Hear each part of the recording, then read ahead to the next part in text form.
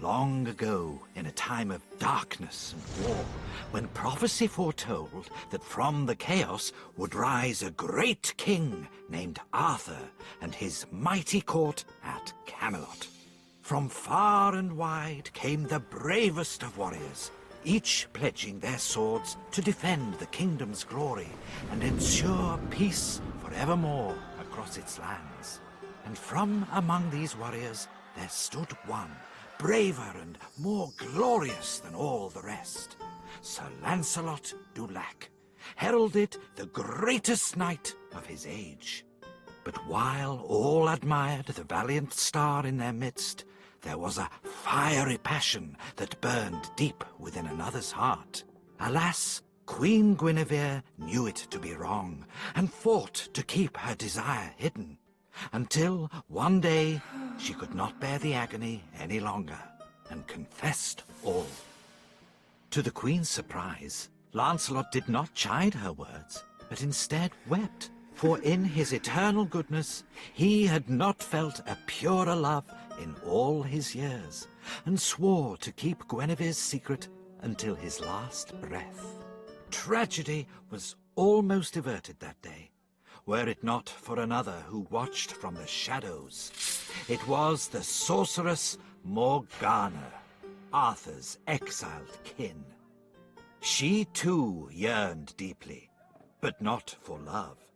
Her prize was the crown upon her brother's head, and the title of queen his birth had long denied her. So, that very night, she went transformed to Arthur's chamber, whispering to him her wicked tale. Plagued thereafter was the king with dreadful visions, not of ghouls and ghosts and monstrous fiends, but of friends and lovers committing treachery most foul. Upon his waking, Arthur's torment did not end, for he knew in his heart a nightmarish truth had been revealed.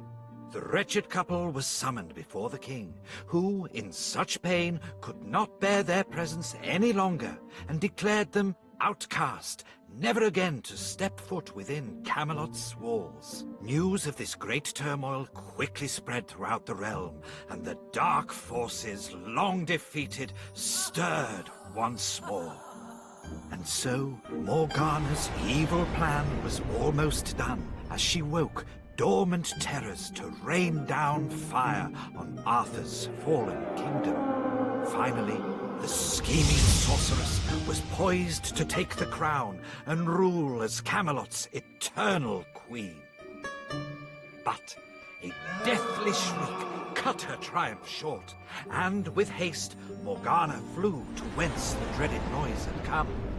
On a bed of ash she found her enchanted dragon slain, and so too Lancelot, returned to save the kingdom, and by a noble death redeem his name.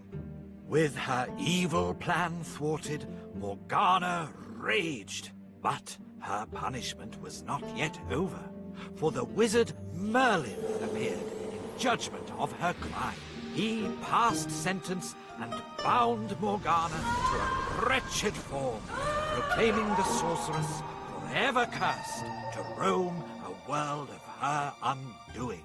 But in the act of binding such evil, magic had seeped into the very ground upon which they stood. Some say it was a miracle, others a curious fate. But brave Lancelot did draw breath once more. Second life the knight was granted, and so from Camelot's ashes he did rise and devote his sword and self to protect the weak from